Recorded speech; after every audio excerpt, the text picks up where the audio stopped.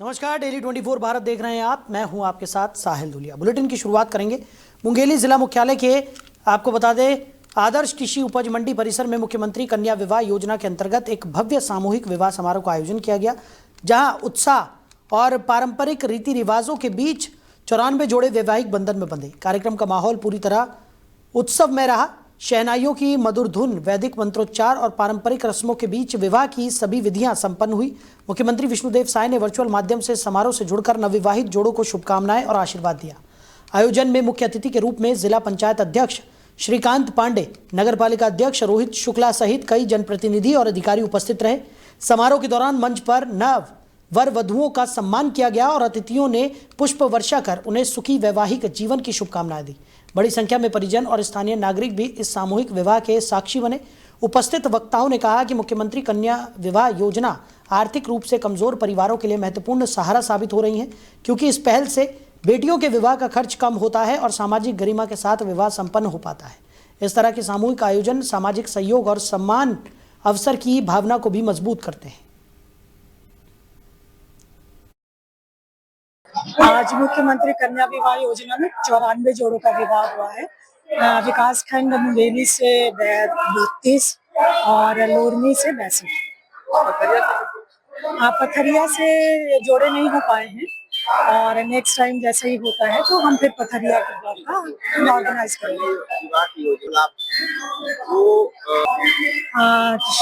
सामूहिक विवाह में जो शामिल होते हैं जोड़े, उनके पीछे हम एक जोड़े के प्रति 50,000 करते हैं, जिनमें से 7,000 जो होते हैं वो वर वधू के कपड़े गहने इन पर खर्च किया जाता है और 8,000 जो है वो व्यवस्था पर खर्च किया जाता है, जैसे भोजन की व्यवस्था है, टेंट की व्यवस्था है, बारात निकालना होता है, शादी करवानी होती है, तो इन सब पर हम 8,000 प्रति जोड़ा व्यय करते हैं। आपका लक्ष्य 110 था, हम पहले 36 जोड़े करवा चुके हैं और अभी 94 जोड़े, तो हमने इस वर्ष अपना 100% लक्ष्य जो है वो पूर्ण कर लिया है। आज मुख्यमंत्री उधर कोरबा में हसदेव जलाशय से जुड़ी मत्स्य ठेका व्यवस्था को लेकर विस्थापित आदिवासी मछुआरा समुदायों का असंतोष एक बार फिर खुलकर सामने आया है।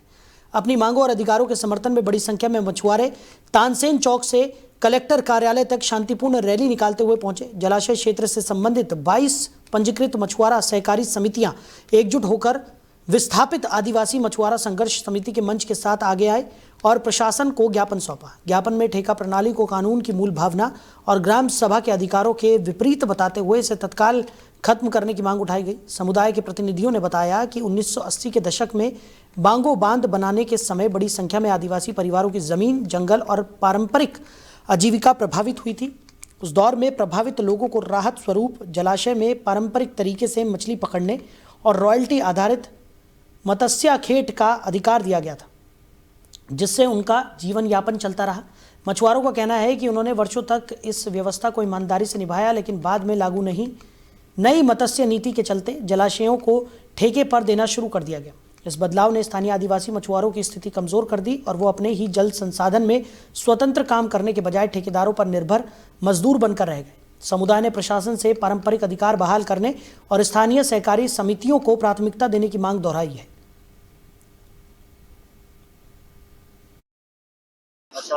आज हमारे मांग है, हमारे आदिवासी मछुआरा सरकारी समिति के जो विस्थापित हैं, जहां मन के जगह जमीन डूबे गए हैं और डुबानों पर आज हमारा रोजगार नहीं मिला था, तो एक लिए आज हमारे मांग है। तो हमारी मांग है रोजगार, हमारा मछली मुहला पकड़े के रॉयल्टी सिस्टम, ये तो हमारा 10% छूट दे सरकारी समिति, पंजी 22 समिति 58 गाँव डुबानों में चले गए। तो ये हमारा रोजगार है। 30 साल ले एक ठेका में चले गए। 30 साल हम अगरेले पर थे, 10 साल आना, पहले 5 साल रही, सब 10 साल हो गए, तो 10 साल आने में और जाने में दिक्कत लगता है।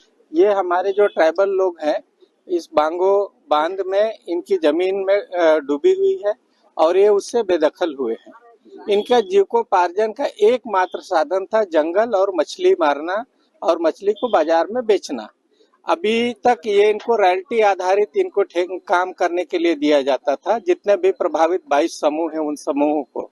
लेकिन अब पहली बार ऐसा हुआ इस सरकार में कि 52,56,000 रुपया में किसी बड़े ठेकेदार को दिया गया है और वो बड़ा छतलाल पटेल। कोई भी जो है उनको दिया गया है, और वो इनसे जितने हमारे जो मछुआरा समूह है उनके अध्यक्षों को, उनके सदस्य को जबरदस्ती मछली मारने के लिए बोलता है, और एक दर उसने निर्धारित कर दी है, 5 रुपया, 6 रुपया, 10 रुपया, 15 रुपया, इस तरीके से।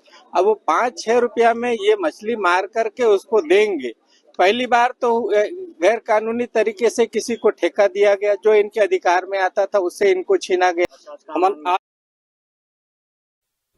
उधर कोरबा के बालको क्षेत्र में बुनियादी ढांचे को मजबूत बनाने के उद्देश्य से इंदिरा मार्केट और मिनी माता इलाके के बीच 12 मीटर चौड़ी सीसी सड़क का निर्माण कार्य तेजी से आगे बढ़ रहा है। ये सड़क दोनों प्रमुख क्षेत्रों को जोड़ने वाला महत्वपूर्ण संपर्क मार्ग बनेगी, जिससे आवागमन पहले की तुलना में अधिक सुगम और सुरक्षित होगा। इस परियोजना के पूरा होने पर आसपास के लगभग 5000 लोगों को सीधे लाभ मिलने की उम्मीद है। सड़क तैयार होने के बाद बाजार, आवासीय इलाकों और जरूरी सेवाओं तक पहुंच आसान होगी।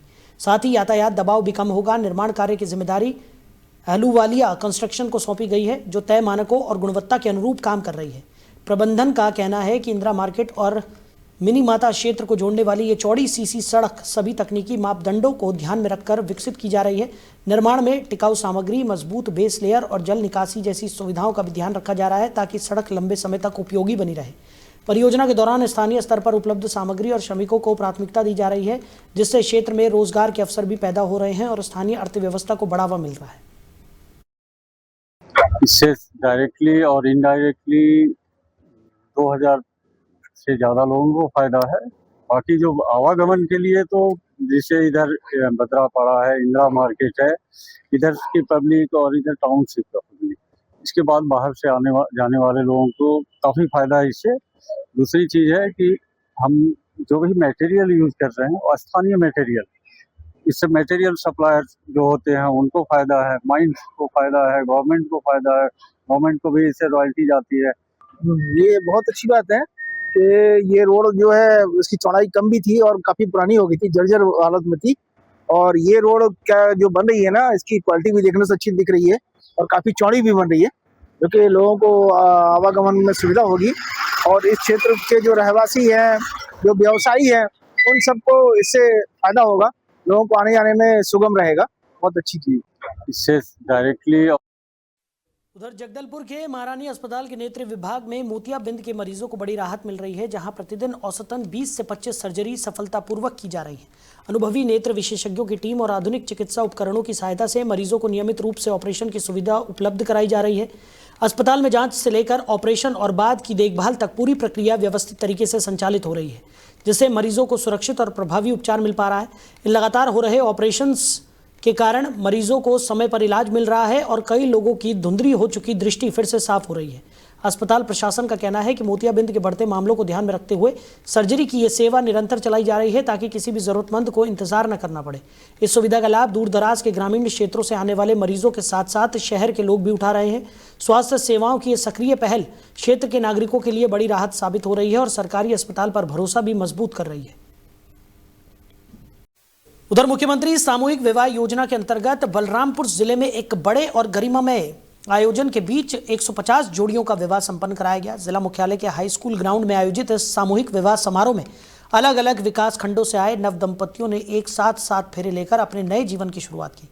कार्यक्रम में उत्सव जैसा माहौल रहा, जहां वैदिक मंत्रोच्चार, पारंपरिक सजावट और सामाजिक सहभागिता ने आयोजन को विशेष बना दिया। प्रदेश के मुख्यमंत्री विष्णुदेव साय वर्चुअल माध्यम से समारोह से जुड़े और सभी नवविवाहित जोड़ों को आशीर्वाद देते हुए उनके सुखद, सफल और समृद्ध वैवाहिक जीवन की कामना की। इस सामूहिक विवाह में विभिन्न समुदायों की भागीदारी देखने को मिली। हिंदू समाज के साथ साथ क्रिश्चियन समाज के जोड़े भी इस आयोजन का हिस्सा बने, जिससे सामाजिक सद्भाव और समावेश का संदेश सामने आया। एक दिव्यांग जोड़े ने भी पूरे विधि विधान के साथ विवाह संस्कार निभाया, जिसे उपस्थित लोगों ने विशेष सम्मान और शुभकामनाएं दी। नव दंपतियों के साथ उनके परिजन और रिश्तेदार भी बड़ी संख्या में समारोह में पहुंचे। सभी विवाह पारंपरिक रीति रिवाजों और धार्मिक विधि विधानों के अनुसार संपन्न कराए गए। यह आयोजन जरूरतमंद परिवारों को सहयोग देने के साथ साथ सामाजिक एकता, समान अवसर और सामूहिक सहभागिता की भावना को मजबूत करने वाला साबित हुआ। देखिए, ये जो आज बलरामपुर जिला में ही नहीं, पूरे हमारे छत्तीसगढ़ में हमारे मुख्यमंत्री जी के उद्बोधन में आप सभी लोगों ने सुना होगा कि पूरे प्रदेश में 6427 ऐसे दंपति जो नवविवाहित लोगों का आज एक साथ पूरे प्रदेश में जोड़ों की शादी हुई है। और मैं आप लोगों को बताऊं तो हमारे बलरामपुर ज़िला में 150 जोड़ों का शादी हुआ है। और इस शादी समारोह में हम लोग हमारे बलरामपुर ज़िले के अध्यक्ष आदरणीय ओम प्रकाश जायसवाल जी, हमारे प्रदेश के पिछड़ा आयोग के सदस्य कृष्णा गुप्ता जी सहित सभी लोग आज नव दंपति को आशीर्वाद दिए। और जिस तरह से ये जो है हमारे जो शासन की महत्वाकांक्षी योजना में से एक है, ये हमारे पूर्ववर्ती जो सरकार थी डॉक्टर रमन सिंह जी जब मुख्यमंत्री थे उसी समय से ये योजना चालू हुई है और लगातार चलते आ रही है। देखिए, उधर सागर जिले के देवरी नगर के गांधी वार्ड निवासी युवक टिक्कू लाला खान इन दिनों एक मानवीय अभियान के कारण चर्चाओं में है। नगर और आसपास के इलाकों में सड़कों पर भटक रहे मानसिक रूप से अस्वस्थ और बेघर लोगों की मदद के लिए उन्होंने अपनी टीम के साथ एक विशेष मुहिम शुरू की है। लोग उन्हें अब मजाकिया लेकिन सम्मानजनक अंदाज में मिसाइल कहकर पुकारने लगे हैं, क्योंकि वो तेज़ी और प्रतिबद्धता के साथ ज़रूरतमंदों तक पहुंच रहे हैं। पिछले लगभग 6 महीनों से टिक्कू लाला खान और उनकी टीम ऐसे बेसहारा लोगों को खोजकर सुरक्षित स्थान पर ले जाती है, उनकी साफ सफाई कराती है और ज़रूरी देखभाल उपलब्ध कराती है। इस अभियान के तहत टीम पहले इन मानसिक रूप से बीमार और असहाय व्यक्तियों को सड़कों और सार्वजनिक स्थानों से संरक्षण में लेती है, फिर उनके शरीर से गंदगी साफ कर नहलाती है, नए कपड़े पहनाती है और स्वास्थ्य जांच कराती है। ज़रूरत पड़ने पर अस्पताल में उपचार की व्यवस्था भी कराई जाती है। प्रयास ये भी रहता है कि पहचान स्थापित कर उन्हें उनके परिजनों तक पहुंचाया जा सके। इस सेवा कार्य ने क्षेत्र में मानवता और सामाजिक जिम्मेदारी का मजबूत संदेश दिया है। साथ ही कई ज़रूरतमंद लोगों को सम्मान और बेहतर जीवन की दिशा भी मिली है। ये हम कम से कम 4-5 महीने हो गए हैं और 4-5 महीने से हम ये सब काम कर रहे हैं। और जो बेघर हैं, विक्षुब्ध लोग हैं, पागल हैं, तो इनको बच्चे जो छोटे-छोटे बच्चे रहते हैं, पागलों को जैसे बड़े-बड़े बाल कर लेते हैं, तो डराते हैं, बच्चों को फतरा-अतरा मारते हैं। बच्चे देख के डरते भी हैं। तो अभी तक तो अभी तक हमने देवरी के जो भी विक्षुब्ध लोगों का इलाज करवाया है, तो उसमें अभी 2 लोगों का सुधार भी आया है। एक राजा ठाकुर करके है, तो वो तो अब सब्जी-वब्जी की दुकान भी लगाने लगा है। और अब तो हम बाहर भी जाते हैं, जैसे रसैना गांव है, उधर भी जाते हैं। और एक रहली से आज हम अपने दादा इनको लेके भी आए हैं। उधर बलरामपुर जिले में वर्ष 2014 और 2015 के दौरान सामने आए 30 लाख रुपए से अधिक के गबन मामले में जनपद पंचायत वार्डफनगर के तत्कालीन मुख्य कार्यपालन अधिकारी को पुलिस ने गिरफ्तार कर लिया है। जांच में आरोप है कि मिट्टी कार्य, सड़क निर्माण और अन्य विकास कार्यों के नाम पर फर्जी बिल और दस्तावेज लगाकर शासकीय राशि निकाली गई थी। लंबे समय से लंबित इस प्रकरण में आर्थिक अनियमितताओं के प्रमाण मिलने के बाद संबंधित धाराओं में मामला दर्ज किया गया था। बताया गया कि आरोपी अधिकारी कई वर्षों से गिरफ्तारी से बचता फिर रहा था, जिसके चलते पुलिस लगातार उसकी तलाश कर रही थी। हाल ही में ठोस जानकारी मिलने पर पुलिस टीम ने कार्रवाई करते हुए उसे दबोच लिया। गिरफ्तारी के बाद आरोपी को अदालत में पेश किया गया, जहां से न्यायिक रिमांड पर भेज दिया गया। जांच एजेंसियां अब इस मामले से जुड़े अन्य लोगों की भूमिका की भी पड़ताल कर रही है और संभावित सह आरोपियों की तलाश जारी है, ताकि पूरे नेटवर्क का खुलासा हो सके। वहीं शिवपुरी स्थित भारत तिब्बत सीमा पुलिस कैंपस में सोमवार शाम एक दुखद घटना सामने आई, जब बैडमिंटन खेलते समय सहायक उप निरीक्षक नरेंद्र कुमार का अचानक निधन हो गया। 51 वर्षीय नरेंद्र कुमार नियमित गतिविधि के तहत खेल रहे थे। तभी खेल के दौरान उनकी तबीयत अचानक बिगड़ी और वो कोर्ट परिसर में ही गिर पड़े। साथ मौजूद जवानों ने बिना देर किए उन्हें नजदीकी अस्पताल पहुंचाया, जहां जांच के बाद डॉक्टरों ने उन्हें मृत घोषित कर दिया। घटना की खबर मिलते ही कैंपस में गहरा शोक छा गया। प्रारंभिक जानकारी के अनुसार मौत का संभावित कारण हृदयाघात माना जा रहा है। हालांकि वास्तविक कारण का खुलासा पोस्टमार्टम रिपोर्ट आने के बाद ही हो सकेगा। मंगलवार को शिवपुरी में पोस्टमार्टम की प्रक्रिया पूरी की गई। इसके बाद उनका पार्थिव शरीर आईटीबीपी कैंपस लाया गया, जहां अधिकारियों, साथी जवानों और परिवारजनों ने नम आंखों से श्रद्धांजलि अर्पित की। पूरे परिसर में सम्मान और शोक का माहौल दिखाई दिया। श्रद्धांजलि सभा के उपरांत पार्थिव शरीर को पूर्ण सम्मान के साथ उत्तर प्रदेश के सहारनपुर स्थित उनके गृहग्राम के लिए रवाना किया गया। आईटीबीपी के जवानों ने औपचारिक सम्मान व्यवस्था के साथ अंतिम यात्रा की तैयारी की। तय कार्यक्रम के अनुसार सहारनपुर में राजकीय सम्मान और गार्ड ऑफ ऑनर के साथ उनका अंतिम संस्कार किया जाएगा, जहां स्थानीय प्रशासन और बल के अधिकारी भी मौजूद रहेंगे। क्या नाम है सर? धर्मराज। सर ये अभी जो डेथ हुई है अटैक से, इनका क्या नाम है सर? नरेंद्र कुमार। कहाँ के रहने वाले थे सर? ASI नरेंद्र कुमार जी। ये सहारनपुर के रहने वाले हैं। उत्तर प्रदेश। उत्तर प्रदेश। तो उत्तर सर प्रदेश में पड़ता है ना? हाँ जी। उत्तर प्रदेश। उम्र कितनी थी सर इनकी? उम्र 51 साल। कैसे हुआ सर इनका? ये कल बैडमिंटन खेल रहे थे शाम के टाइम जी। और अचानक ही गिर गए ये खेलते खेलते। तो डॉक्टर साहब ने जो भी बताया है रिपोर्ट वो बाद में मिलेगी जी। तो ये इस कारण से हुआ है। क्या नाम है सर? धर्मराज।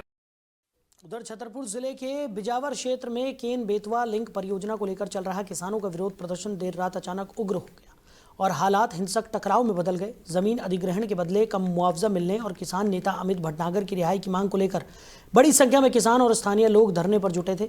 देर रात प्रदर्शन स्थल पर माहौल तनावपूर्ण हो गया और प्रदर्शनकारियों साथ ही पुलिस बल के बीच तीखी कहासुनी के बाद झड़प शुरू हो गई। स्थिति बिगड़ने पर कुछ लोगों ने पुलिस बल की ओर पथराव किया, जिससे मौके पर अफरा तफरी मच गई। परियोजना से प्रभावित किसानों का कहना है कि अधिग्रहित जमीन का मुआवजा बाजार मूल्य की तुलना में काफी कम तय किया गया है, जिससे उन्हें आर्थिक नुकसान उठाना पड़ रहा है। इसी असंतोष के चलते क्षेत्र में लंबे समय से विरोध और आक्रोश बढ़ने पर भीड़ अधिक उत्तेजित भी हो गई। सोशल मीडिया पर सामने आए कथित वीडियो में पुलिसकर्मी पथराव से बचते और मोर्चा संभालते हुए दिखाई दे रहे हैं। जवाबी कार्रवाई में पुलिस ने भीड़ को पीछे धकेलने और हालातों को काबू करने के लिए वाटर कैनन का सहारा लिया। घटना की गंभीरता को देखते हुए वरिष्ठ अधिकारी भी मौके पर पहुंचे। एडिशनल एसपी ने क्षेत्र में पहुंचकर स्थिति की निगरानी की और बल को आवश्यक निर्देश दिए। लाउड स्पीकर से लगातार शांति बनाए रखने की अपील की जाती रही। अतिरिक्त पुलिस बल तैनात कर पूरे इलाके की घेराबंदी की गई ताकि स्थिति दोबारा न बिगड़े। कई घंटों की मशक्कत और समझाइश के बाद भीड़ को हटाया गया और प्रदर्शनकारी अपने अपने स्थानों की ओर लौटे। फिलहाल हालात नियंत्रण में बताए जा रहे हैं। हालांकि क्षेत्र में तनाव बना हुआ है और पुलिस पूरी तरह सतर्क नजर आ रही है।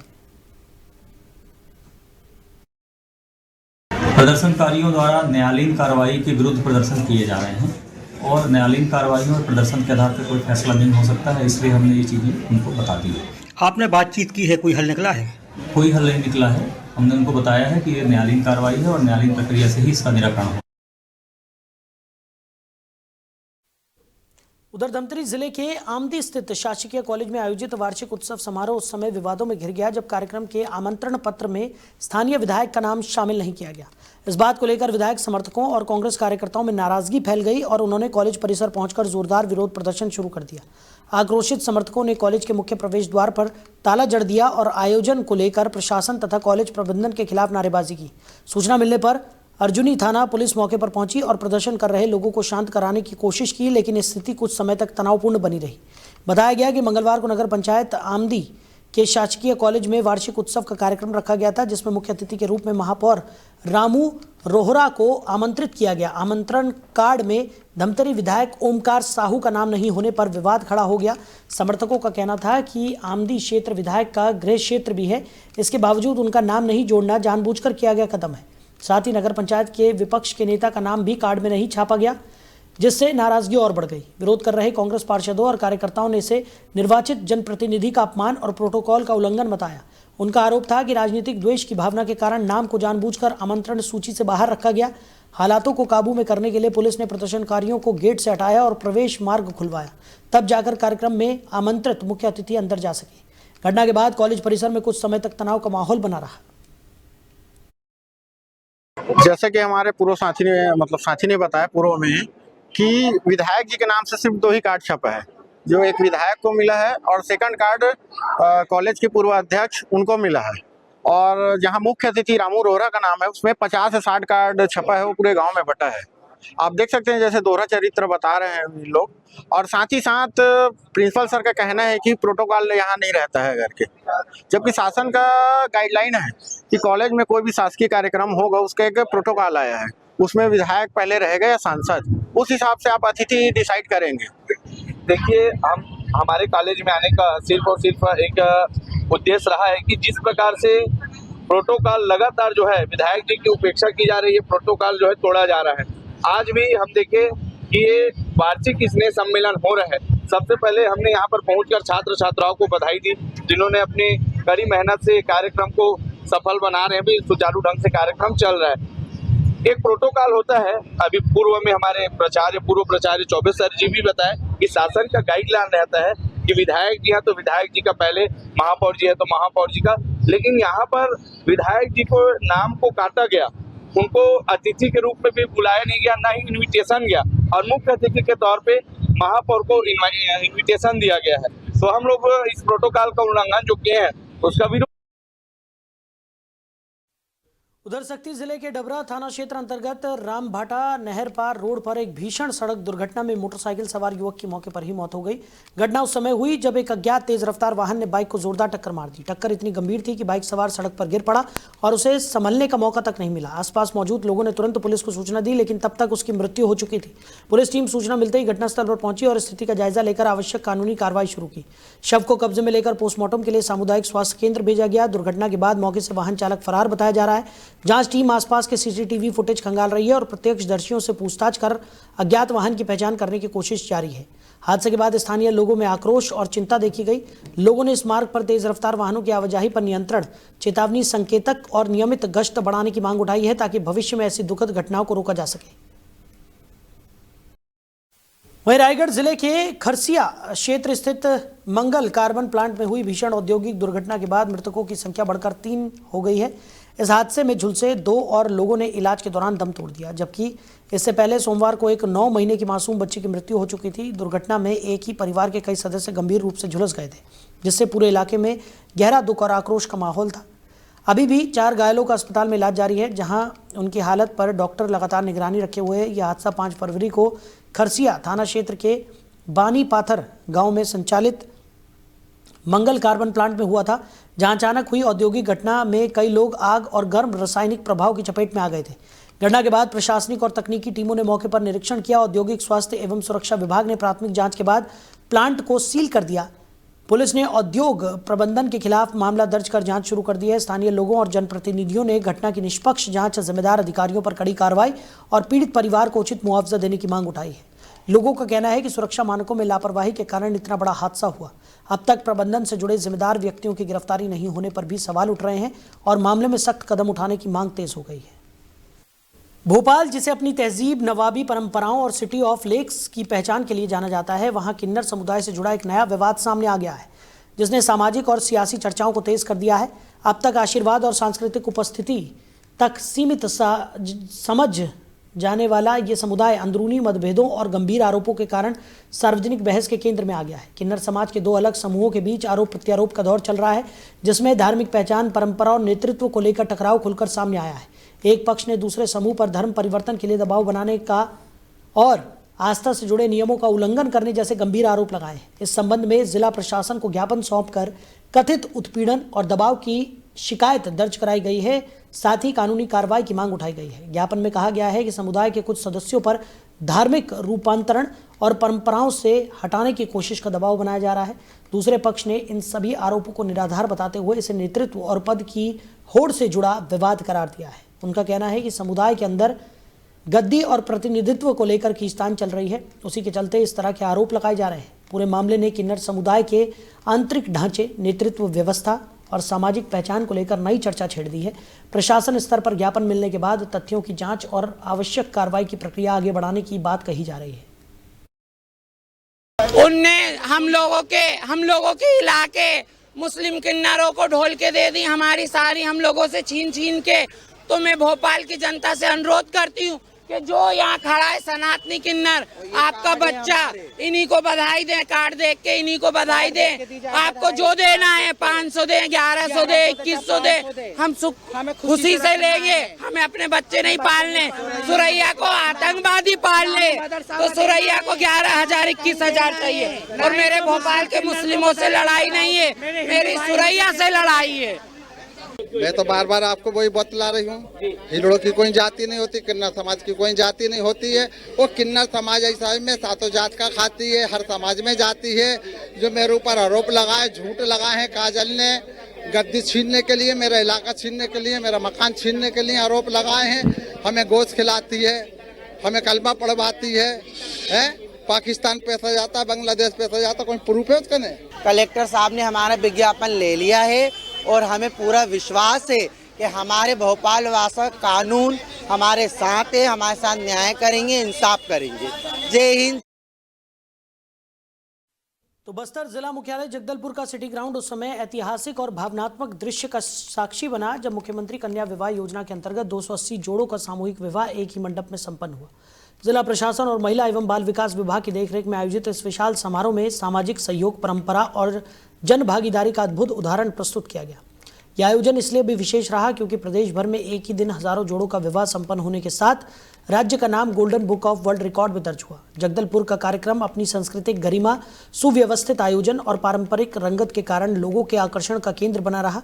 समारोह की इस शुरुआत पारंपरिक रीति से निकली भव्य बारात के साथ हुई, जिसमें सभी वर सज धज कर पहुंचे और उनके साथ माताएं कलश और दीप लेकर मंगल कामना के प्रतीक रूप में आगे बढ़ी। बस्तर अंचल की पारंपरिक बाजा मोहरी की मधुर धुनों ने पूरे वातावरण को उत्साहमय बना दिया। विवाह स्थल पर वैदिक मंत्रोच्चार के बीच हल्दी, वरमाला, सप्तपदी और हवन जैसी सभी रस्में श्रद्धा और विधि विधान से पूरी कराई गई।